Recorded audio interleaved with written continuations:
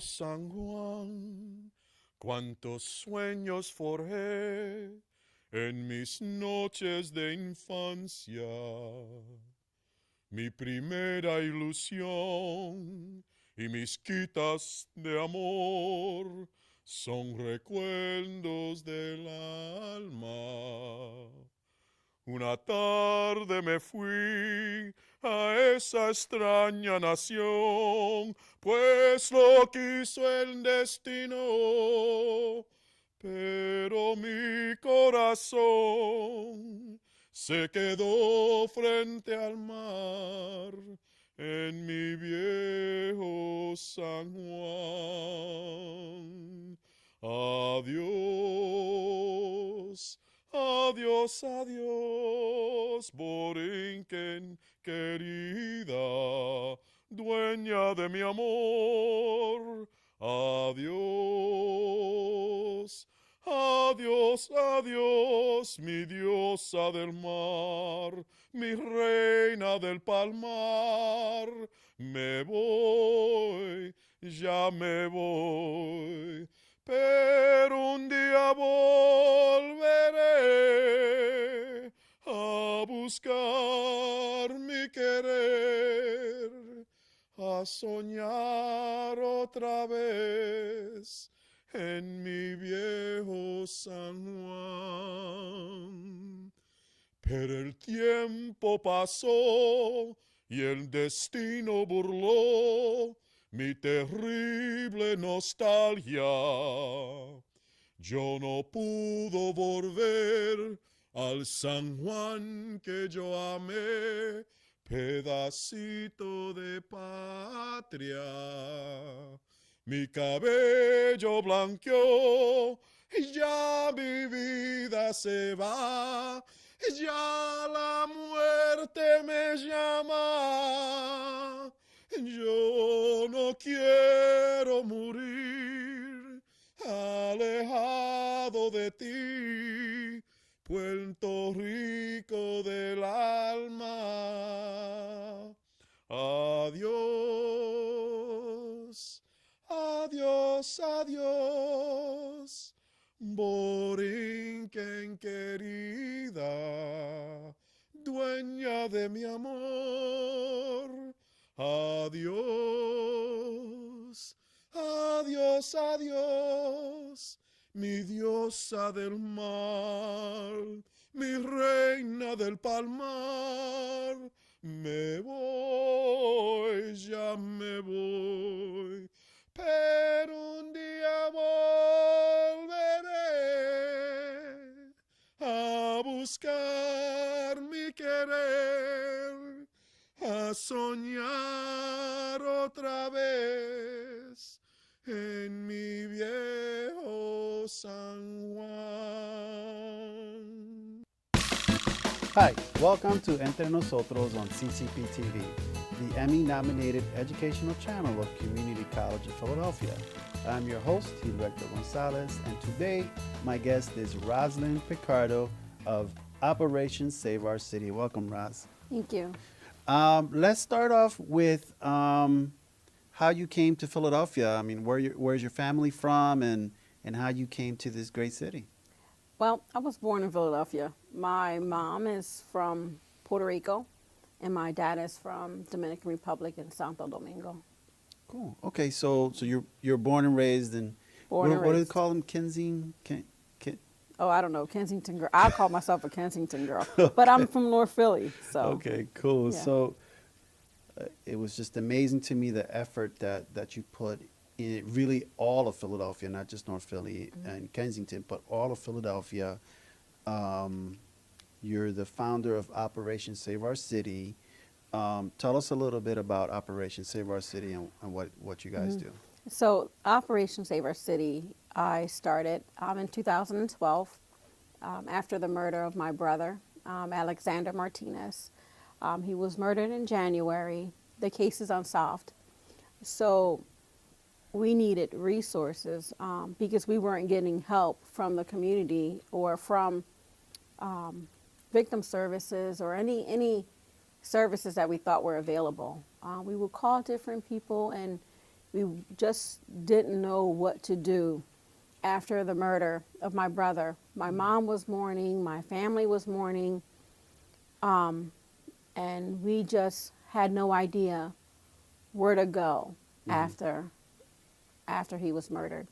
You know, we needed counseling. We just needed something to channel all this grief and energy that we had dealing with the death of my brother. So we just started to do it ourselves. You know, we started to do the rallies and distribute flyers, and just talk to different families, you know, throughout the city who was feeling the same pain that we were feeling.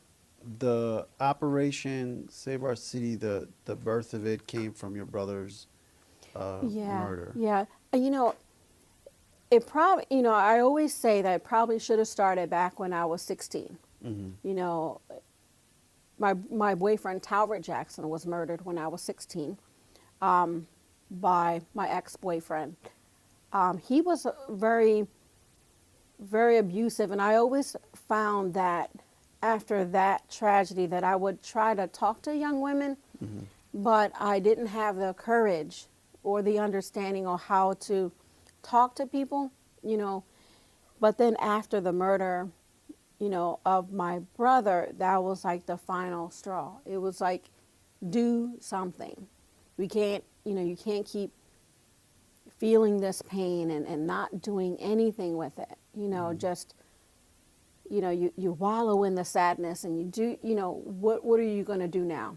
Are you going to stand up and do something, or are you just going to sit there and be depressed and be in your room all day and just cry? So like when your boyfriend was killed, like you felt scared, you felt afraid. I mean, because when people get killed anywhere in this city, people are afraid to talk. Yeah. So was this that same similar experience afterwards? Well, my boyfriend's murder was a lot different because they had a suspect. They knew who did it, but it was so complicated because the very day that my boyfriend was murdered, he tried to murder me. I was shot at and thrown over a 40-foot bridge. Oh my God. And survived, and I was able to testify on that. And I was able to point a finger on who did it and who murdered my boyfriend. And it wasn't something that anybody could prepare you for. Not even sitting in the courtroom as the DA tries to walk you through things. Because you still at 16 don't understand the terms that they use. You know, they don't explain 15 to life. Like, what exactly is 15 to life? You know, what exactly is that? Right. You know, and 15 years later, he's out walking the street. Yeah, he was out. He was out, and he was walking down Germantown Avenue. I never got a call from the district attorney letting me know that he was up for parole. And walking down Germantown and Tioga, I saw him. And, you know, I'm like, there's something wrong with this picture. You know, that couldn't be him, and it was. So I proceeded to call the district attorney to find out why was he out, why wasn't I notified, you know, and all of that, all these emotions that happen when you see somebody after so many years of almost ending your life and murdering your boyfriend. What do you do with all that emotion? And you see this guy. So you can imagine I was at the district attorney's doorstep, like, what is happening here? Wow. He was at a halfway house in Reading as well. Like, that's where he resided, you know, after I found out what he was doing out. So I'm fighting with the district attorney, and next thing you know, he does the same thing again to a woman named Maria Serrano in Reading. He ended up stabbing her, raping her, and setting her on fire. Oh my God. And, you know, again, you know, the justice system is not working. There is something wrong with the system, where it's almost like not really looking at the victim's reality, you know, and what all this means. I mean, so like, here you are at 16, and then a few years later, you see this person in the street. He did the same thing again. Like, what did they respond in any way, the district attorney? They never responded. It was like, what's happening? You know, why was he out? Yeah. Oh, he served his time. This was the sentence. Well, when they say 15 to life, life is not life. 15 is, they're considered 25 years or 15 years life. You know, that doesn't make any sense to me. You know, or Talbert's mother or Talbert's sister, or even for me, for that matter, you know, when he threw me over that bridge, it's like he only got that little bit of time, and he murdered Talbert. He only got that little bit of time. You know, so I just, you know, and even at his sentencing hearing after he murdered Maria Serrano, it was baffling that he tried to use where he grew up, which is the same community that I grew up, as a defense of why he became the person he became. So everybody grows up in a rough neighborhood. I grew up in the same neighborhood. So, you know, I don't see us picking up guns and killing people. So it's like you choose to do, he chose that life for himself, you know. But So your life experience, right? And then the experience of continued your life experience, because this person, your ex-boyfriend, killed this woman in Reading. I mean, so this is like your life here. yeah. When did you say, like, when did you say, I have to do something? I have to, Operation Save Our City. Like, when did, even before, like, when did you say, damn it, I've got to do something? More like July of 2012. My brother was murdered in January, and I was trying to figure out, and even in between then we were handing out flyers, but it just wasn't enough. It wasn't enough, you know, for my mom. It wasn't enough for my dad. It was my step-pop. It just wasn't enough. You know, you can hand out 1,000 flyers. It's not enough, you know. So we just started doing the rallies, and we started doing the photos, and we just start trying to paint this picture in people's mind that yeah, there's a lot of homicide, and it's not normal. That's just not normal, you know. So we would rally, we would shut traffic down in the middle of Broad Street. We would just keep going and try to encourage families to speak up. And you know, it was difficult for me to testify against Donald. You know, what if somebody saw the shooter of their loved one? You know, just encourage them to speak up, and that if they don't speak up, they can turn into another Donald where they can kill somebody else again. Wow. I think the first family was Troy Smith. The case is still unsolved. And it was just around the same time that my brother Alexander, was murdered. And we were both going through the same pain, and we couldn't understand each other. I'm like, well, let's go around to where the homicide happened. She was scared. You know, the mom was very scared. And I'm like, it's too many of us. You know, no one's going to do anything. They see a mob of people walking with flyers and with banners and with the picture of Troy. They can't kill us all. So let's just walk. So we would do that, you know, and it kind of empowered her to do more, you know, to go to Harrisburg with us, to, you know, try to change some of the gun laws and just to rally, you know, for peace and giving people hope. Before we go further, we have some pictures here. We're going to show them on screen as we talk about them, but let's talk about this first woman here. That's Layla. And what's her? Layla, well, her name is Ricky. They called her Layla Morgan. And her mom she lives in Pittsburgh. So her family's not even here. This case is unsolved. It happened during the summer in Kensington. And they have video of the suspect killing not killing, but in the 7-Eleven. So they have video of the suspect. Still no leads. So. And she doesn't have any family in Philadelphia? She doesn't have family in Philadelphia. She was murdered on, it was Jasper and Cumberland. Okay. So we have a huge poster there that has a $20,000 reward for any information leading to the arrest of Layla. Wow. Yeah, Wow, so we poor kind of Layla. circulate that through social media. And then we have over here, we'll show this on the screen as well. Yeah, we have James Walkie. Mm-hmm. He was murdered in Germantown. Case is unsolved. His He looks mom- like a young man. Yeah, I believe James is 20, and he has a daughter. Mm. Yeah, So he left the daughter. he left and, the daughter. And what yeah. happened to him? He was shot.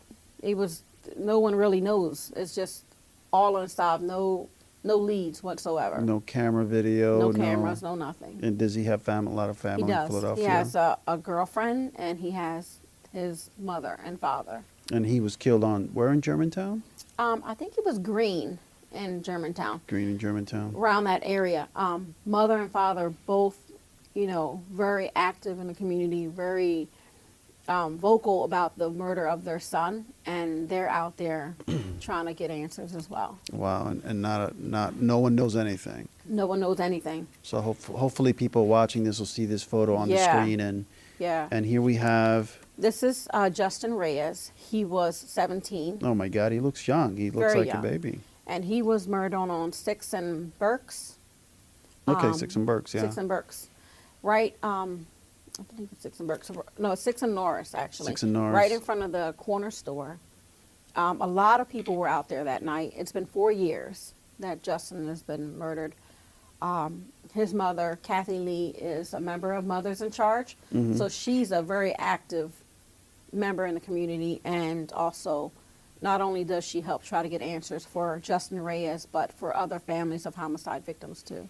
So this young man was on 6 and Norris. 6th and Norris. And how long ago was this? 4 years. 4 years ago. Still unsolved. Still unsolved. So hopefully people can see his picture on the screen Yeah. and maybe we can get some closure because he's very young, very young man. Yeah. And this beautiful woman here, That is young lady, Stephanie Dazowski. She was murdered in Port Richmond. Her case is about a year and a half.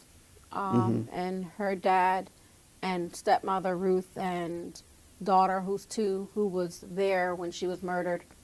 They have her no stepdaughter. Her daughter. Her daughter was there. Stephanie Dazowski's daughter was Oh my 2. God.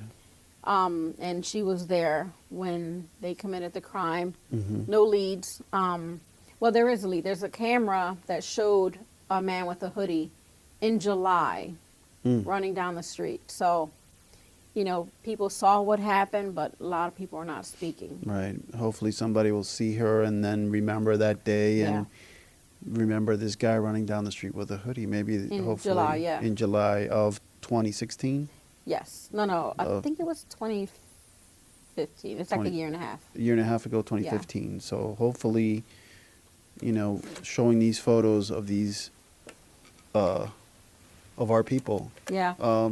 The other thing that's impressive is that you have African American, whites, and Latinos. So you're not just working with Latinos; you're working with the entire Yeah. city. Yeah. I work with everyone. I'm in every part of the city. It's just sometimes it's overwhelming to see when I'm in the community and people don't want to speak up. That is overwhelming to me. People either don't care, don't come out. I mean, or scared, or what? I mean, because are there more deaths today than? They're scared of retaliation. They're scared of, there's so many, especially when in North Philly and Kensington, when someone is murdered, most of the time it's drug related. So who wants to be a part of that? If Right. and they're afraid. I get it. I get that they're afraid. I was threatened by all of Donald's family. Mm-hmm. Half of them served time for intimidating a witness. One a year, another my year and a God. half. So it's like, but when you tell people that if they don't speak up, they can be next. They can be next no matter what. Yeah. Yeah. Or your mother can be next, or your brother can be next. So you just got to kind of remind people that they're not, bullets don't have names on it. Let's just put it like that. People are just aiming for anybody right now. I think everyone in this city should realize that, when that shade is is down, and you look through the cracks and you see something, call 911. Absolutely. They're not going to know that you called. Absolutely. No one's going to know that you're the one that identified a person or Anonymous. anonymous. Exactly. You know? Yeah. And we look, every time I go into neighborhood with a flyer where someone was murdered, I always try to make sure that the number 20,000 is highlighted in huge, because $20,000 is a lot of money to give up It is. information. It is. To give up a suspect. So it's like, give the information up. Yeah. You know. Yeah. And some people do. You know. So I the have, money, is it a good incentive? It is. It is for people I to mean, say. I use that a lot. I use it a lot with Najee Rivera's case, where we completely saturated the neighborhood, and eventually, you know, us or myself going to the suspect's family's house and putting flyers in their mailboxes and say, you need to give your cousin up. You need to give your son up because he's wanted for murder. Right. So we weren't afraid to do that, whether it was in his neighborhood or where the murder happened. So Right. that's what we do, and eventually he got arrested. So. Right. Do you think that this year there are more murders than other years? Like, to me, it seems Yeah. like it's just sometimes you hear there are 2 or 3 murders in a night. Yeah. So far, well, last year it was 280 as of a week ago. Now we're up to 250, but the year is not up. Oh man. So we got some time. to hopefully not, Yeah, but hopefully it's not, but, yeah.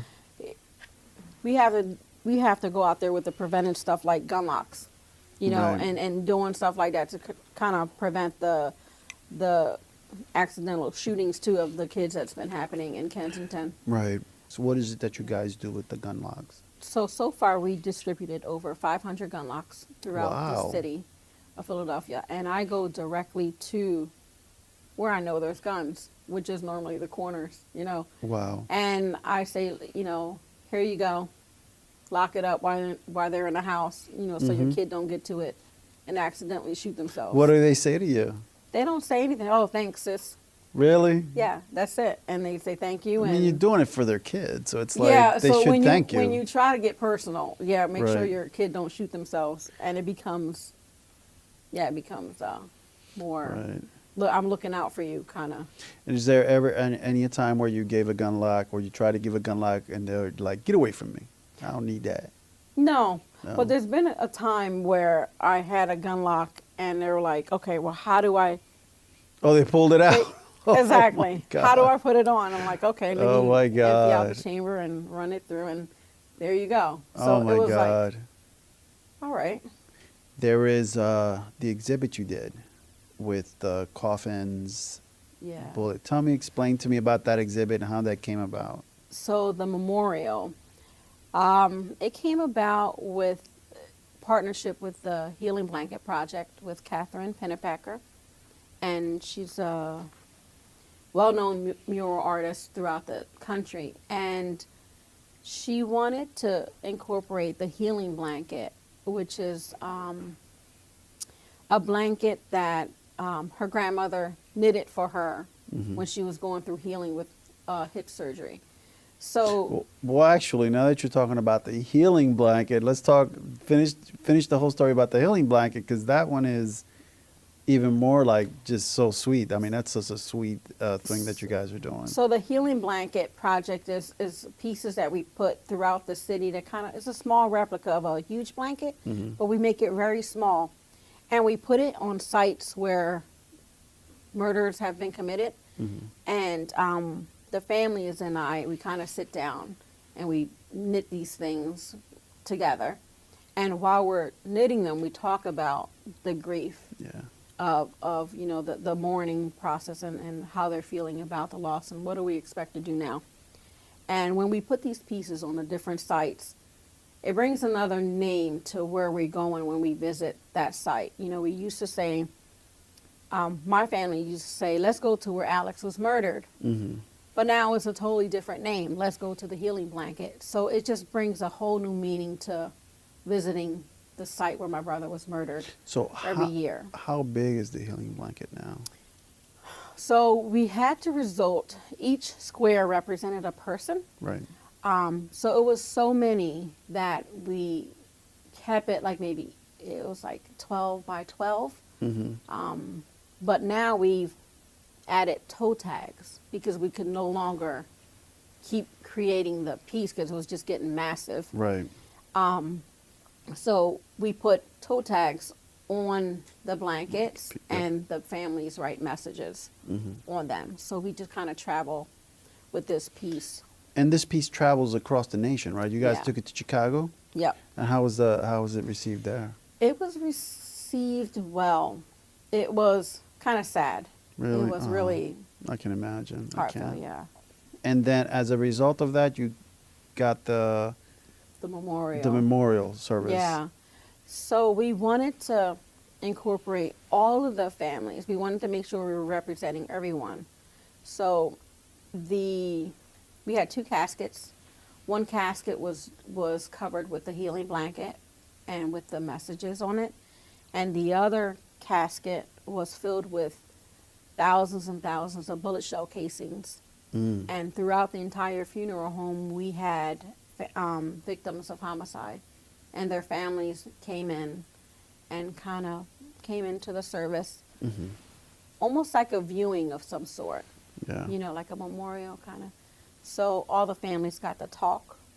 They got to meet one another, and now it's just become this powerful movement of over 10,000 people. Wow. Just across So, yeah. the blankets just reaching across the nation, and Yeah. people are, and it's that big of a problem in the country. It is. It is. Wow. Yeah.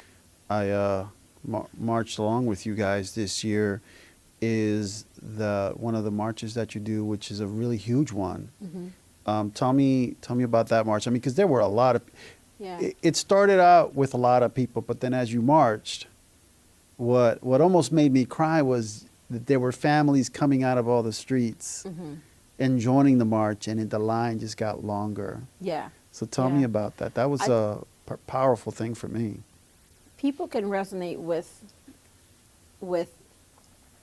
the pain that they felt when people were walking. People understood it. You know, when you're walking, when you see a group of us with different shirts on, you know, you have Team Tito, you have Team Checkout, you have Team Walkie, you have so many teams throughout the city, and then people start to see us. They're like, something needs to be done.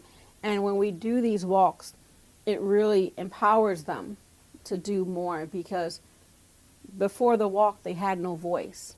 No one has ever given them the platform to say their loved one's name, to say Checkout's name, to say Alex's name out loud where people can hear. So when you give them that platform, when you say, here's the bullhorn, tell me exactly how you feel or what you want done. Yeah. And they go running from there. It just becomes this movement, you know, that's just beyond me. Well, that's all the time we have today. I want to thank Roz Pichardo for joining me today. And I also want to thank you, the viewers, for tuning in. You have been watching Entre Nosotros on CCP TV, the Emmy-nominated educational channel of Community College Philadelphia. I'm your host, Gilberto Gonzalez. See you next time.